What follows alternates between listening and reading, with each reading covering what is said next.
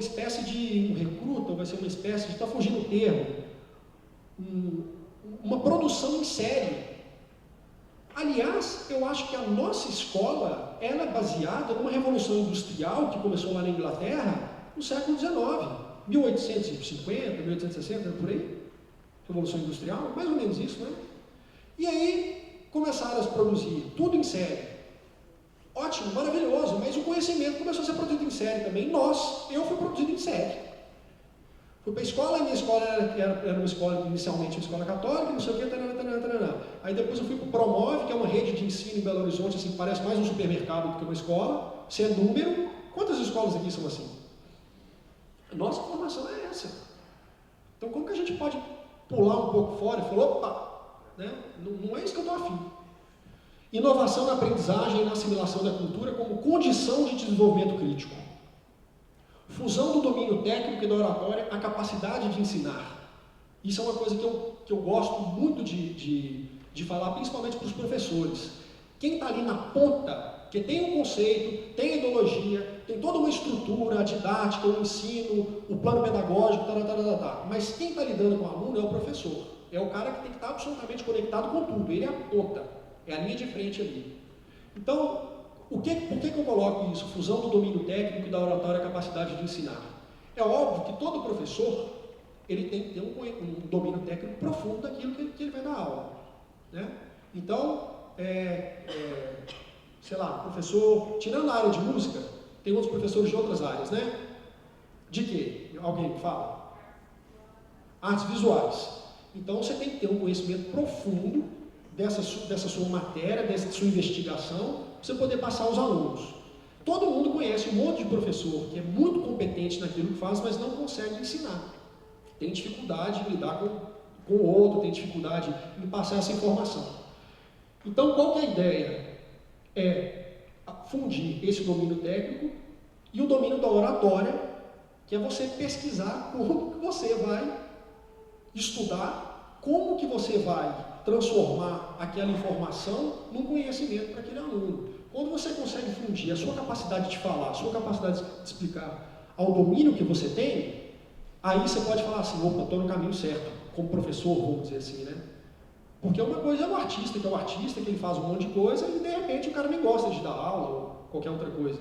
Né? Agora, o compromisso do professor, eu acho que ele para mim, possivelmente, a profissão talvez das mais nobres e das mais importantes, né? Porque você está lidando com uma formação. E isso é de uma responsabilidade indiscutível. Aí outras coisas que eu coloco. Maior compreensão do mundo contemporâneo, para se obter mais precisão no planejamento e nas ações educacionais e culturais.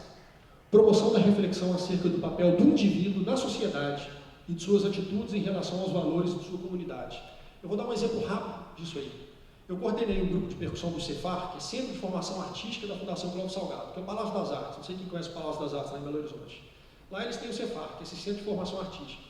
Eu criei um grupo de percussão, aliás, o professor antes de mim já tinha criado um grupo, mas quando eu comecei a dar aula de percussão lá, eu peguei esse grupo e dei uma renovada nele. A gente começou a fazer repertório, começou a fazer muitos concertos. A secretária de Cultura na época, Eleonora Santa Rosa, ela começou a fazer um programa em Minas Gerais de descentralização da cultura. Muitos e muitos grupos que estavam em Belo Horizonte e o interior de Minas Gerais não tinha acesso nenhum a eles. Então o grupo de percussão entrou como um dos grupos mais requisitados nesses concertos para o interior. Então a gente foi em mais de 40 cidades no interior de Minas Gerais em 2 ou 3 anos para poder fazer concertos didáticos.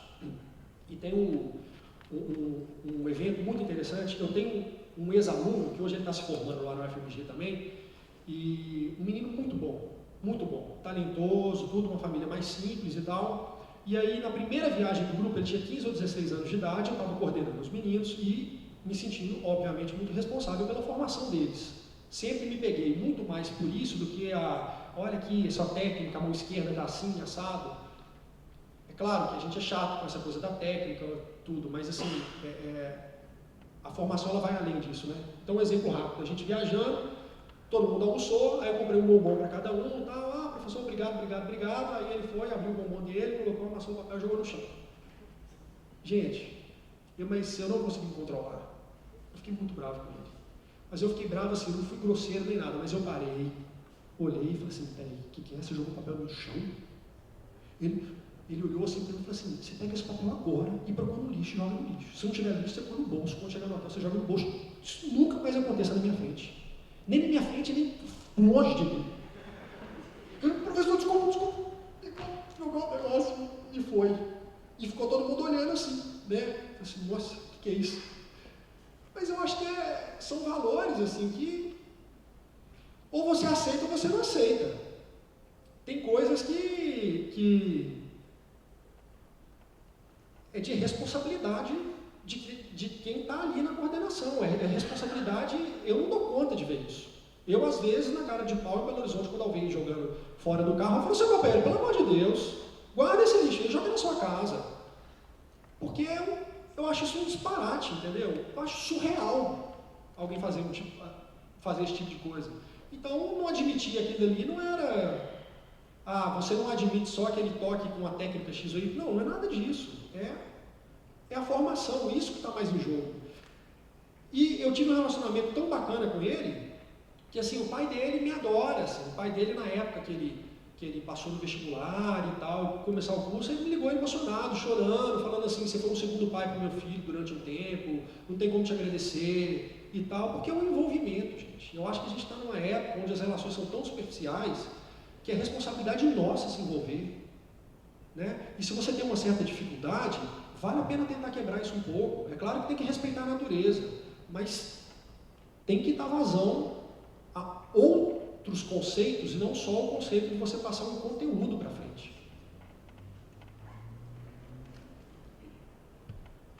Então eu estava falando do presente, né, que você tem que estar mais presente, um exemplo concreto disso. Tem um livro, que isso para todos os professores, para todos os músicos e artistas plásticos, eu acho que esse livro é um livro muito bacana, é do Robert Jordan, chama Música, Cérebro e Êxtase. Alguém conhece esse livro? Você já leu? O que você acha? Demais, né? Ele vai associando com várias áreas do saber, né? Ele pesquisa outras coisas na área de biologia também, né? Ele vai associando, né? É incrível esse livro. Ele sai assim da condição física da audição, as ondas sonoras, as frequências, que o osso tal, o osso não sei o que, e a tentativa dele é no final chegar no êxtase. Como que você sai dessa audição física e chega no final e você está assim, até babando de tanto prazer ali, né? Em ouvir uma música que você gosta muito, que você se silencia a ponto de você ir para um outro tempo, né? Então tem uma definição lá de presente, que é essa presença que eu quero que vocês ampliem.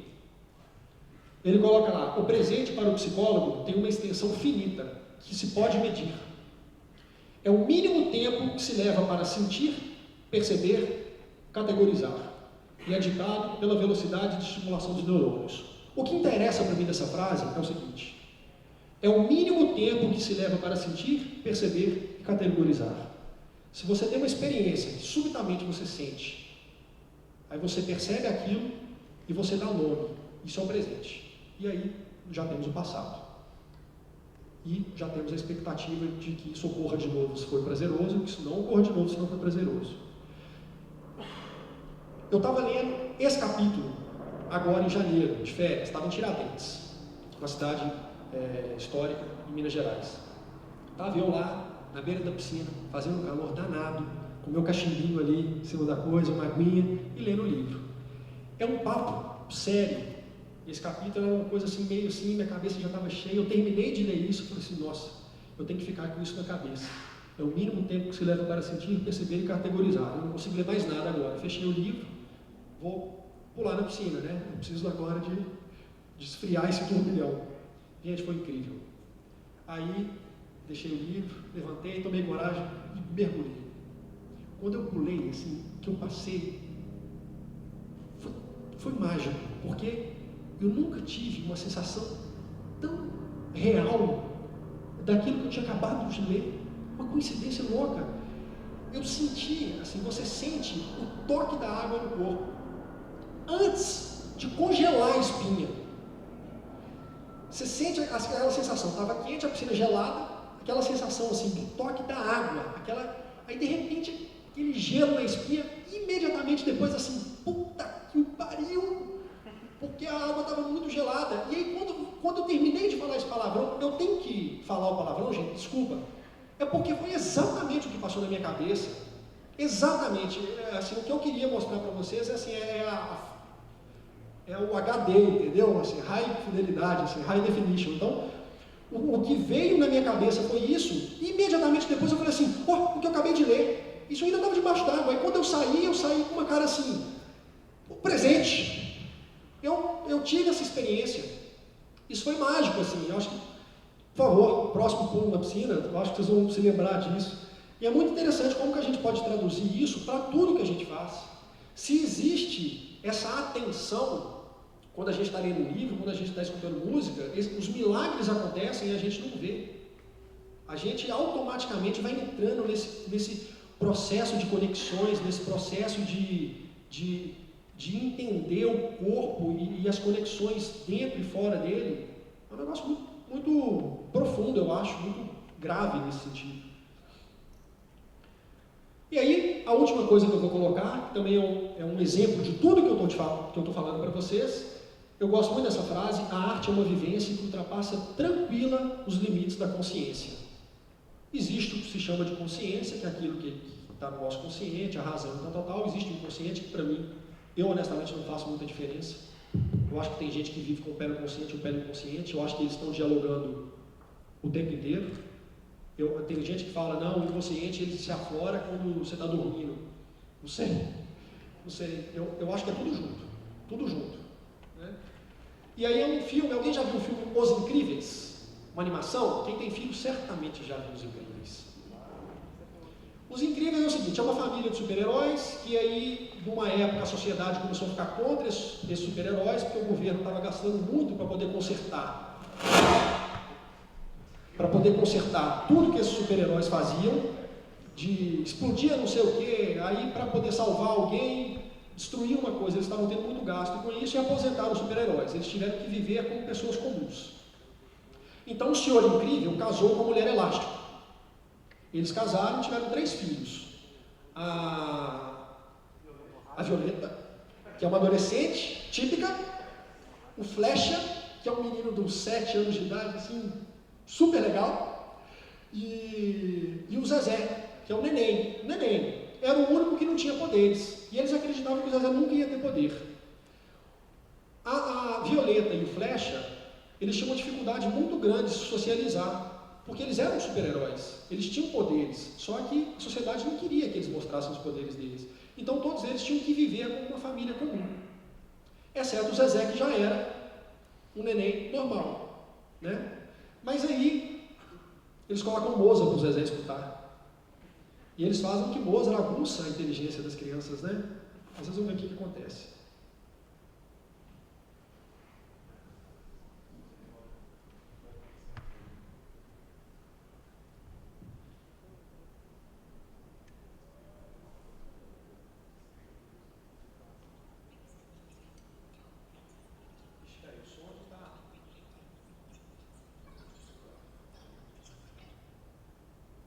Tem como aumentar um pouquinho o som? Vou tentar de novo aqui.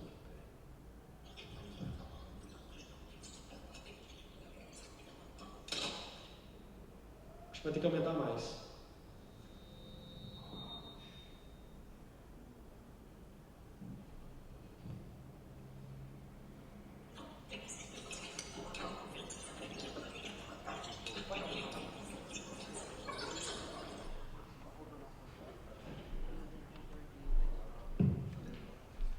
Pedro, eu vou tentar fazer diferente aqui, tá? Só um minutinho.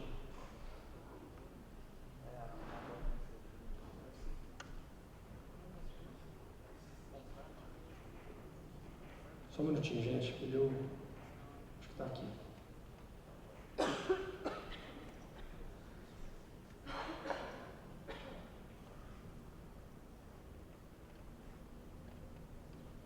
Vamos ver se vai assim.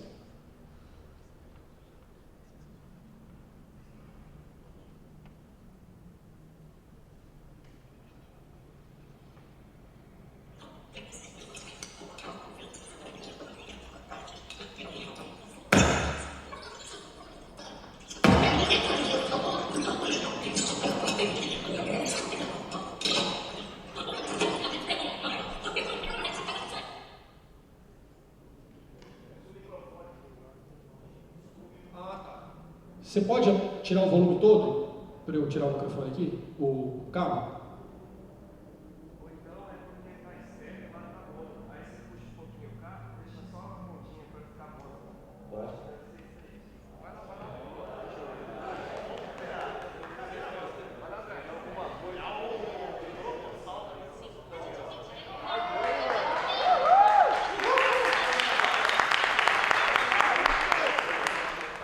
Mas o som chegou? Na caixa?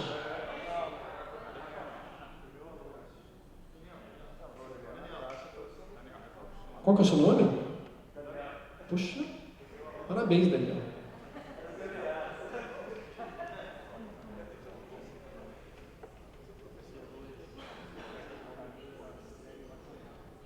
Diretoria, rapaz. Seu pai e eu, vamos conversar. Eu não sou o único garoto que já foi pra diretoria, falou? Os outros não têm superpoderes. Olha, é super normal. Normal? O que você sabe sobre ser normal? O que qualquer um nessa casa sabe sobre o que é ser normal? Espera um pouco aí, mocinha. A gente finge que é normal, mãe, e eu quero ser normal. O único normal é o Zé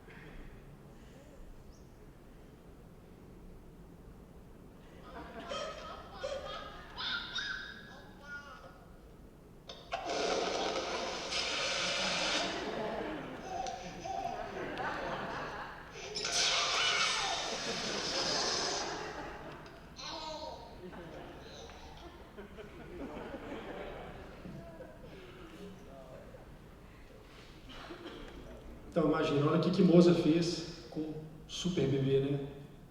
Ele ouviu o Mozart e ficou o mais poderoso de todos. Vou ver aqui, onde que a gente estava.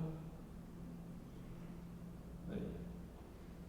Isso eu coloco só uma brincadeira, assim, porque realmente a ciência não explica, né?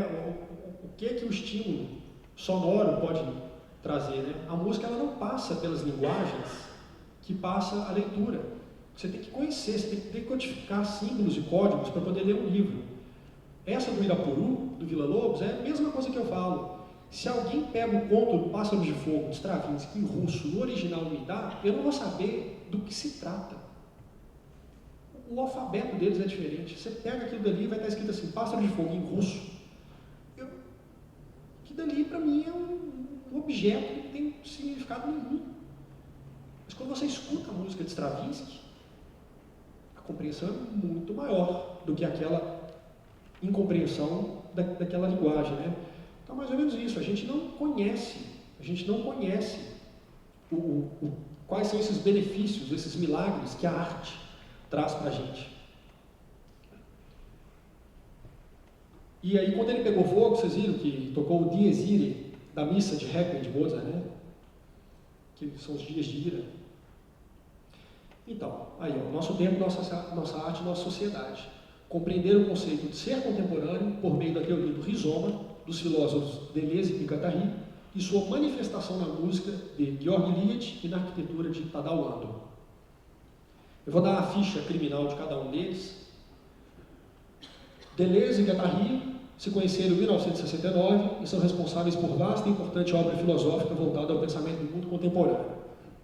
Esses filósofos, eles se encontraram nessa época. O primeiro livro que eles escreveram chama O Anti-Édipo, de 1973.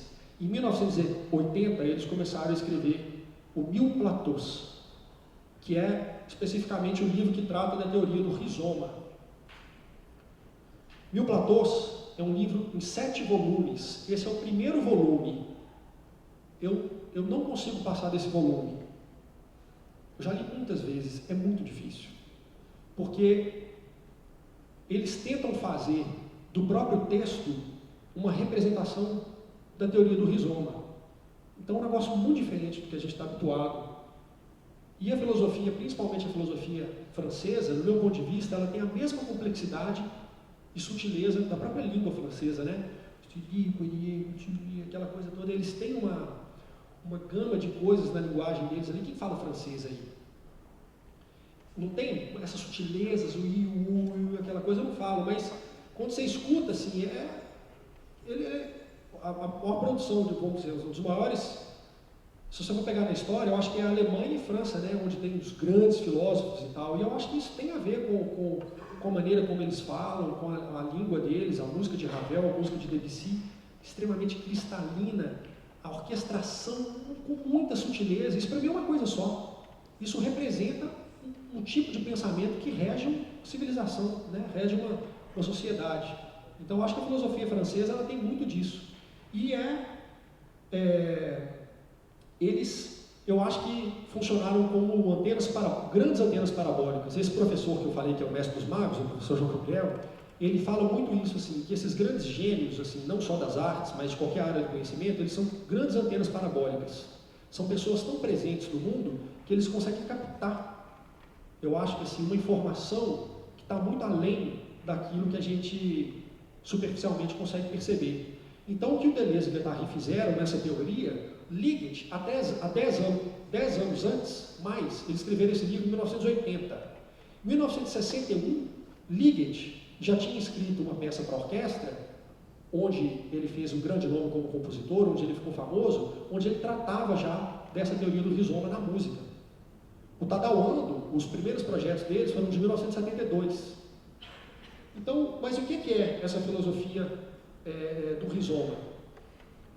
A filosofia do rizoma, essa teoria filosófica, ela não concebe uma oposição entre o homem e a natureza, ou entre a natureza e a indústria e a máquina, mas sim uma simbiose e uma aliança. Existe uma conexão, existe uma simbiose entre isso que a gente separa, que eu acho que a gente não deveria separar, o homem e a natureza. Nós somos a natureza, né? Nós fazemos parte da natureza. O que o homem fez através da produção racional dele, a indústria, tudo isso é uma produção rizomática, tudo isso é algo que tem a ver com a manifestação de um pensamento e de uma manifestação de uma condição de vida dentro de uma sociedade, seja ela ocidental, seja ela oriental. Então ele tem algumas imagens do rizoma. Uma imagem do rizoma muito boa para mim é imaginar um bosque, um campo. A gente imagina um gramado, nuances do relevo, a gente imagina um monte de planta, mato, moita, árvores, aí você imagina do lado assim um laguinho, e acho que tá bom, né? Os bichos ali, formiguinhas e tal. A gente pode entender esse gramado, esse bosque, ou um campo de futebol, como um rizoma, quer dizer, um organismo vivo. Ao mesmo tempo que você pega um pedacinho de grama, uma gramínea, ela também tem toda a complexidade de um ser completo. Mas essa gramínea está conectada com esse espaço. A nossa sociedade é assim. Se você tem um escritório, antigamente era um compartimento, salas fechadas com telefone fixo ali, a pessoa atendia e não existia uma comunicação. Hoje em dia, como a maioria dos escritórios, como eles são? Eles são abertos, né? Você tem as mesas, todo mundo junto ali trabalhando, você não precisa falar com o outro. Eu até tirei uma foto ali que vocês vão ver. Fala ali, você enxerga tudo, está todo mundo ali dentro de uma simbiose, dentro de uma aliança, dentro de uma comunhão de pessoas que estão trabalhando juntas nesse processo rizomático, que não é uma coisa completamente separada. O termo rizoma vem da biologia, que significa ramificação. É o que está debaixo da terra, são aquelas raízes e ramificações que vão numa direção inexata. Elas vão para onde existe uma umidade um pouco maior, porque elas vão buscando água, mas se de repente a 500 metros dali teve uma incidência de chuva, elas começam a se transformar e ir para outros lugares. Então essa manifestação rizomática é o que Deleuze e Guattari se contrapõem, por exemplo, à questão da árvore, que eu falei anteriormente, que é o centro, é o sistema tonal. Eu acho que a gente sempre vive, já tem anos que a gente vive num sistema tonal, onde o tom, o centro da tonalidade é importante. A nossa vida é um pouco assim, né? A nossa vida ainda é uma vida muito tonal. Estou falando isso mais para quem é músico e que entende esse conceito de tonalidade, né? Tudo gira em torno do tom. Aí você tem as harmonias todas que vão criar tensão, mas sempre repousa no tom. Então o pensamento, ele vai contra o pensamento da psicanálise, contra o pensamento da própria linguística, e ele começa a contrapor esse conhecimento, essa produção de conhecimento que a gente tem, que ela é de 1 mais 1 é igual a 2 e 2 mais 2 é igual a 4, para algo que tem uma comunicação interna maior. Então, basicamente, isso é a teoria do rizoma. É um conceito amplo de multiplicidade e multidirecionalidade. Eu tenho para mim que o rizoma é isso. Você sabe que o nosso organismo tem mais de 30, eu não sei se eu li, não sei se são 30 ou 300 trilhões de células. Dentro de cada célula nossa, de cada uma, tem o nosso DNA. Nas trilhões de células que nós temos, todas elas contêm o DNA. O DNA, se a gente desenrolar, é igual uma trompa. Você desenrola uma trompa, ela tem 7 metros de comprimento, os tubos, né? E aí você enrola, vira a trompa que o cara toca. O DNA, ele tem 2 metros de altura. Se você desenrolar o DNA, isso não sabia, não você sabia disso? Só que aí tem lá qual que é o nome dele? Acho que é o cromossomo, né? Que ele faz o tsuru dele. Uma espécie de tsuru do DNA e que ele fica dentro daquela célula que a gente tem que chegar com o microscópio. E aí, todas essas células, quando você tem uma transcrição genética, ele abre, faz a transcrição genética e fecha. Porque já há algum tempo a ciência, graças a Deus, descobriu que o nosso DNA, ele não é fixo, não é só a condição genética que a gente trouxe dos nossos pais, mas ele é modificado de acordo com a vida que a gente tem. Então, quer dizer, o nosso próprio organismo tem toda essa conexão interna de tudo para com tudo, onde a menor célula existente, ela contém a informação genética de todo o nosso organismo. Uma pequena parte do nosso corpo, poro, ele tem a mesma complexidade, ele tem a completude de todo do organismo, do corpo, né, da pessoa inteira. Lembrei de uma coisa, vocês já viram um filme que chama 21 gramas? Já viram esse filme? Esse filme é incrível. incrível, é mega deprê, mas é um conceito muito interessante de um padre, que o cara estudou isso, e ele deu o nome de 21 gramas, que ele fala que é o peso da alma. Cientificamente, eles conseguiram comprovar que quando a pessoa morre, ela perde em torno de 21 gramas. Toda pessoa morreu, 20 gramas a menos, 21 gramas a menos. E que ele dá o nome, esse padre dá o nome de peso da alma. Então, quer dizer, tem algo além aí que a gente não sabe o que é. Tem uma poesia do Arnaldo Antunes que chama O Corpo, que eu adoro essa poesia. E aí ele fala, o último trecho da poesia é assim: o corpo tem alguém como recheio. Ele vai falando do corpo do jeito que o Arnaldo Antunes sempre gosta de falar, né? As coisas têm